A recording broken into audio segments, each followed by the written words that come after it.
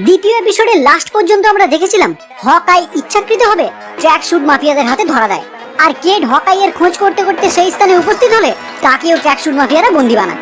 আর এরপরেই আমরা পরিচিত হই মায়া নামের একটি মেয়ের সাথে, যে এই ট্র্যাক শুট মাফিয়াদের লিডার।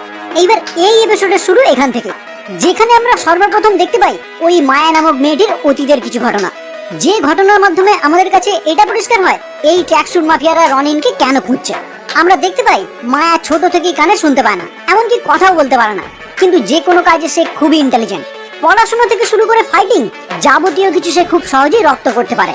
যাই হোক, এখান থেকে সিন শিফট হয় অ্যাভেঞ্জার্স ইনফিনিটি ওয়ারের পরবর্তী সময়, যেই টাইমে হকাই রনিনে পরিণত হয়ে বিভিন্ন রকম গ্যাংস্টারদের হত্যা করতে শুরু করেছিল। আর রনিন কোনো কারণবশত মায়ার বাবাকেও হত্যা করেছিল। আসলে মায়ার বাবাও একটি গ্যাং এর সাথে যুক্ত ছিল, কিন্তু মায়া চোখের সামনে তার বাবাকে মারা যেতে দেখে ডিসিশন নেয় কোনো না কোনো দিন সে তার বাবার মৃত্যুর বদলা নেবেই। আর এই কারণে তখন থেকেই সে রনিনের খোঁজ করতে শুরু করে। কিন্তু রনিনকে কোথায় পাবে? এন্ড গেমে তো আমরা দেখেছি ব্ল্যাক উইডো হকাইকে ওই অন্ধকার জগৎ থেকে ফিরিয়ে নিয়ে যায়, মানে রনিন চিরকালের জন্য হারিয়ে যায়। কিন্তু বর্তমান টাইমে হঠাৎ করেই ওই বেআইনি নিলামি থেকে কেট ওই স্যুটটি উদ্ধার করে পরার পর ট্র্যাক শুট মাফিয়ারা তারই পিছনে লেগে যায়। এবার নিশ্চয়ই ব্যাপারটা বোঝা গেছে। এনিওয়ে, এবার এখানে বন্দি হকাই ও কেটের সামনে উপস্থিত হয় মায়া, যাকে দেখেই হকাই তাকে জানায় ও একটা বাচ্চা মেয়ে, ও ভুল করে ওই স্যুটটি পরে ফেলেছে। আসলে ও জানেই না এই স্যুটের জন্য ও কতটা বিপদে পড়তে পারে, প্লিজ ওকে ছেড়ে দিন। এখানেই আমরা আরো একটি ক্যারেক্টার কাজীর সাথে পরিচিত হই, যে বেসিক্যালি মায়াকে ইশারা করে অন্যদের কথা বোঝায়, আর মায়ের ইশারা করা কথা অন্যকে বলে, মানে মায়ের যোগাযোগ মাধ্যম হিসেবে কাজ করে। যাই হোক, এখানে মায়া হকাইয়ের থেকে এই কথা শোনার পর তার থেকে জানতে যায় ঠিক আছে, মানলাম এই মেয়ে রনিন না, কিন্তু এর সাথে নিশ্চয়ই রনিনের কানেকশন আছে। তখন হকাই তাকে জানায় এটা হতেই পারে না, কারণ রনিন অনেক দিন আগেই মারা গেছে। যে কথা শুনে মায়া জানায় হতেই পারে না, কে মেরেছে তাকে? তখন হকাই জানায় রনিনকে হত্যা করেছে ব্ল্যাক উইডো। কিন্তু এই সব কথা মায়া বিশ্বাস না করে কেটের উপর টর্চার করতে শুরু করে।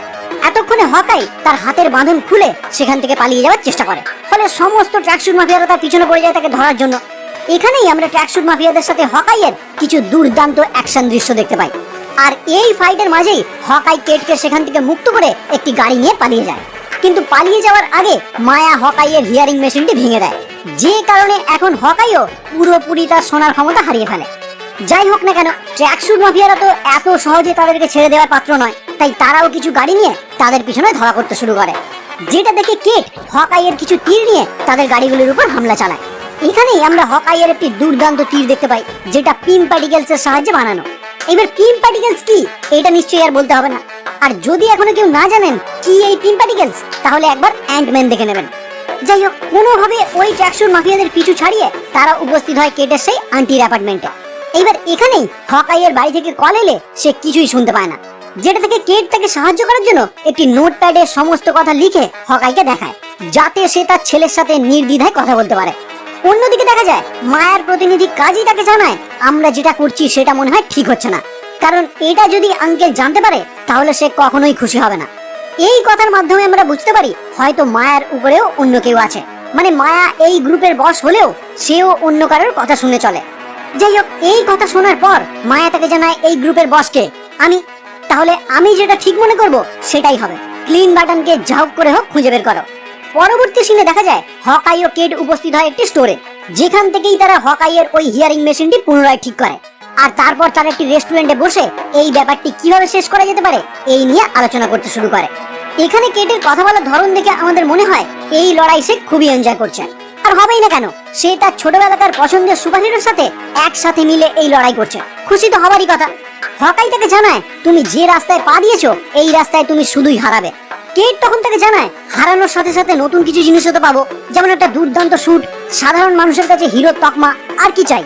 এমনকি এখানে কেট তার পছন্দ মতো একটি ড্রেস ডিজাইন করে হকাইকে দেখায়, যেটা দেখার সঙ্গে সঙ্গেই হকাই তাকে জানায় এই রকম শুট আমি যদি কোনোদিন পরি আমার বউ অবশ্যই আমাকে ডিভোর্স দিয়ে দেবে। যাই হোক, এরপর হকাই তাকে জানায় আমি মনে করি কেউ আমার মতো যেন না হতে চায়। আসলে সে কেটকে এই রাস্তা থেকে সরে যাওয়ার জন্যই এইসব কথা বলছিল। যে কথা শুনে কেট তাকে জানায় কেন তোমার মতো হলে অসুবিধা কোথায়, এই যে দেখো তুমি আমাকে চেনো না জানো না, তাও আমাকে বাঁচানোর জন্য তোমার ফ্যামিলির সাথে ক্রিসমাস কাটানো ছেড়ে এখানে পড়ে আছো, তাহলে ভাবো কেউ তোমার মতো কেন হতে চাইবে না। হকাই এর জবাবে আর কোনো উত্তরই দিতে পারে না।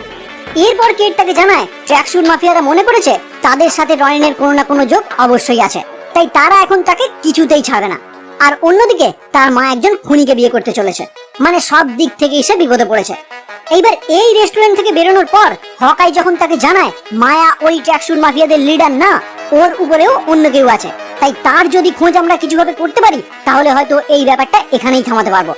এই কথা শুনে কেট তাকে পরামর্শ দেয় তার মায়ের পেন্ট হাউসে গিয়ে তারা যদি তাদের সিকিউরিটি কোম্পানির ডাটাবেস অ্যাক্সেস করতে পারে তাহলে হয়তো তারা সেখান থেকেই ওই গ্রুপ সম্বন্ধে আরো কিছু জানতে পারবে। কারণ তাদের যে সিকিউরিটি কোম্পানি রয়েছে ওই কোম্পানির ডাটাবেসে অপরাধমূলক জগতের অনেক তথ্য রয়েছে। তাই কেট ওখান থেকে ট্র্যাকস্যুট মাফিয়া সহ জ্যাক ডুকেশন সম্পর্কেও আরো জানতে পারবে।